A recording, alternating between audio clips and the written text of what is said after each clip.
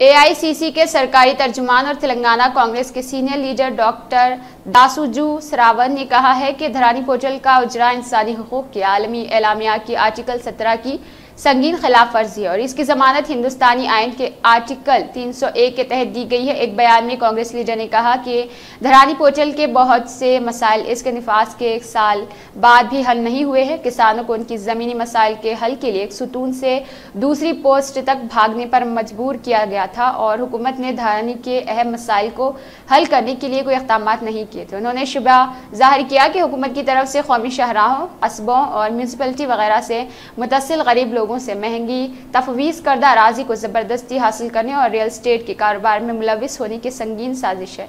बहुत से मामलात में धरनी में दर्ज अराजी के लिहाज से तजाद है और कुछ लोगों के पास ज़मीन कम और किसी के पास ज़्यादा दिखाई देगी और इसीलिए जिन लोगों को धरानी के मुताबिक ज़्यादा ज़मीन मिली है वो दूसरों के लिए ज़मीनें अलग कर रहे हैं और पैदा कर रहे हैं और क़ानूनी चाराजोई। उन्होंने इल्ज़ाम लगाया डिजिटाइजेशन के बाद धरानी पोर्टल पर बहुत से सर्वे नंबर भी गायब पाए गए। उन्होंने कहा कि चीफ सेक्रेटरी सुमेश कुमार ने अपनी तकनीकी लाइल्मी और नाअहली के साथ रियासती हुकूमत को धरानी के नफाज के बारे में गुमराह किया है, जिसकी वजह से बहुत ज़्यादा मसाइल पैदा हुए। उन्होंने सवाल किया कि ये भी सोचे कि तकनीकी माहिर और जयेश रंजन जैसा IAS ऑफिसर क्यों इसमें शामिल नहीं है, क्यों सुमेश कुमार धरानी के नफाज को अपने सीने से लगा रहे और दूसरों को इसमें मुलविस होने की इजाज़त नहीं दे रहे।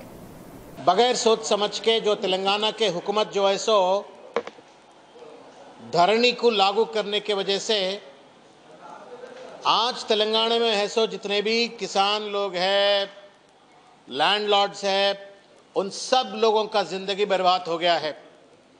आज करीब 20 लाख किसान जायदाद रहने के बाद में, ज़मीन रहने के बाद में, पट्टेदार होने के बाद में भी उन लोगों आज भिखारी जैसा ज़िंदगी गुजारना पड़ रहा।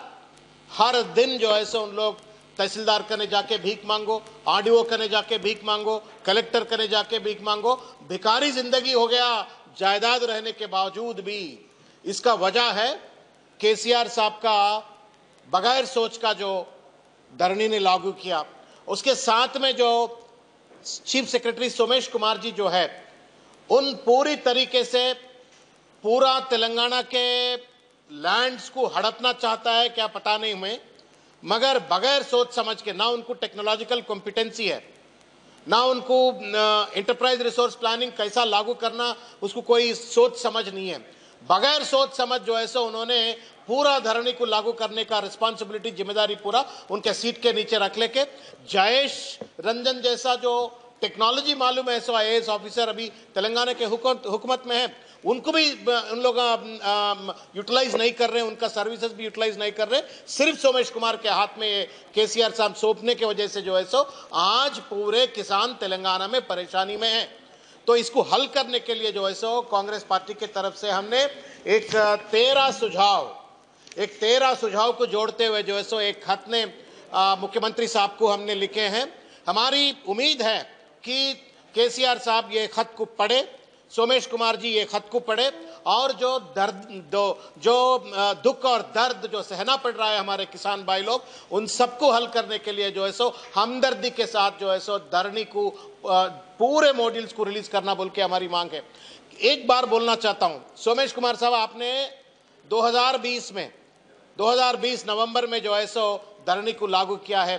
आज तक भी आप 2 साल हो गया, 2.5 साल हो गया, 2.5 साल होने के बाद में भी आप मॉड्यूल्स रिलीज करते जा रहे। हमारे हिसाब के दरिए जो है सो करीब और 50 मॉड्यूल्स को रिलीज करने की जरूरत है। ये कैसा, हिंदुस्तान नहीं पूरे दुनिया में कोई एंटरप्राइज रिसोर्स प्लानिंग वैसा नहीं करता। कोई रिकॉर्ड्स को डिजिटाइज करने की ये तरीका जो आपने अपनाया ये कोई नहीं करता है। इससे ज्यादा नासमझ वाली काम कुछ नहीं है। तो हमारी मांग है आपसे, हमारी मांग है कि आप